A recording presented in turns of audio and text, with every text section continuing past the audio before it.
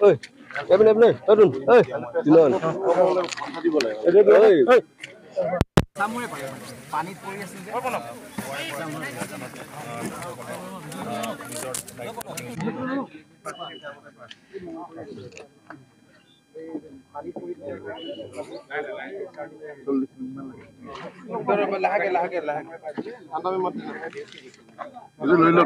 Doctor আছে তাত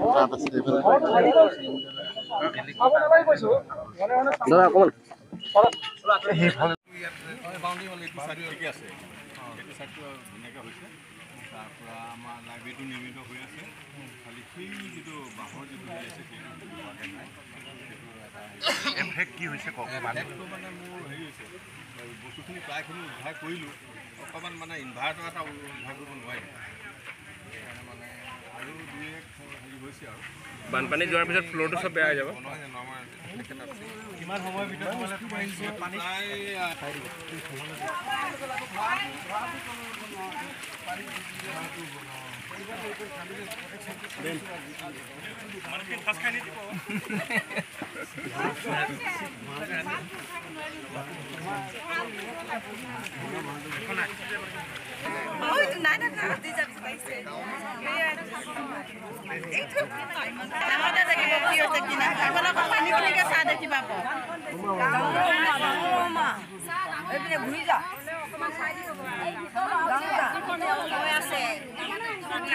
পানী দি গ'লে মানে অকল পানীখিনিকে দেখিবা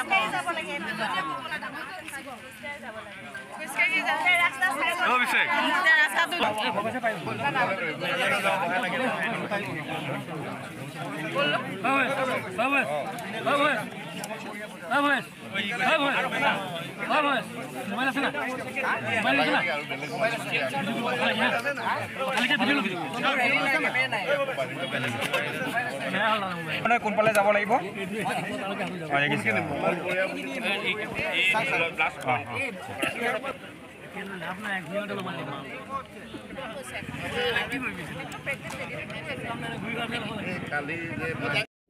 পিন্ধাই দিব লাগিছিলে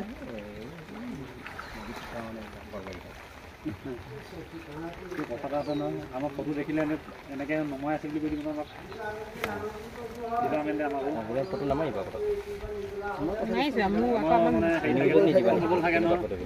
আমাৰ ভিডিঅ'ত যাব মোৰ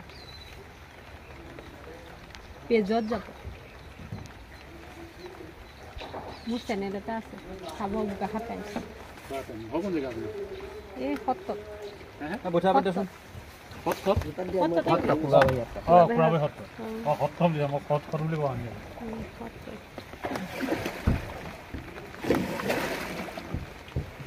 ভাল লাগিছে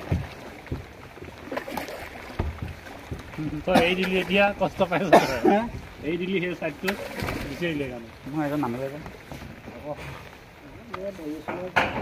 তেনেকৈ সেইখনত ঘৰ ক'ত মোৰ নগাঁও সেইজন নলবাৰী মোৰ যোৰহাট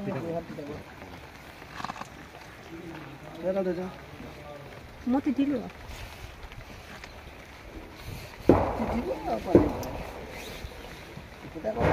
আহোঁতে ছাতি কেনে বাকচোন ইয়াত ঠিক আছে এইবোৰ দৰ্জাবোৰ খোল খাই গ'ল পানী যোৱা কাৰণে কেনেকৈ জানো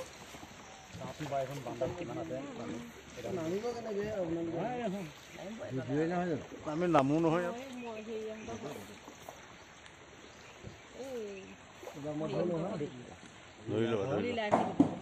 এতিয়া কৰি আকৌ কৰি উঠাই বুলি ইমান কি হয় গালি শুনিব মোৰ কেনেকৈ নামিব সেয়া ৰাতি পেলাই ইমান লৈ আহিলে নিজৰ খৰচটো নিবলৈ সময় নাই আমাৰ সোনকালে কৰক সোনকাল চাইড কৰি দিয়া চাইড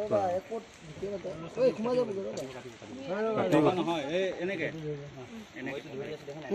ৰাইজৰ হাহাকাৰ হৈছে যোৱাকালি কৃষি বিভাগৰ মাননীয় মন্ত্ৰীগৰাকীৰ সৈতে এক আলোচনা আছিল।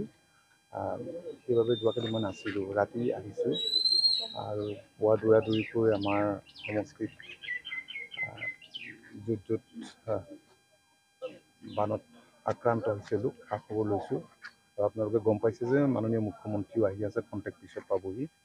তো ইয়াত এটা কৃষিবান্ধ আছিল, 2013 চনত এইটো টিকাভাৰ কৰিলে ৱাটাৰ ৰিচোৰ্চে।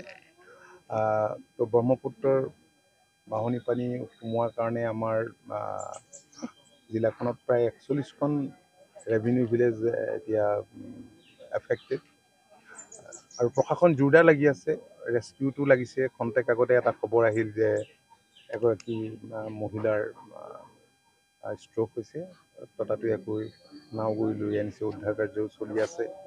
আৰু ইয়াৰ সচৰাচৰ ৰাইজে ঘৰ এৰিব ইচ্ছা নকৰে, ৰিলিফ কেম্প সেইবাবে কম।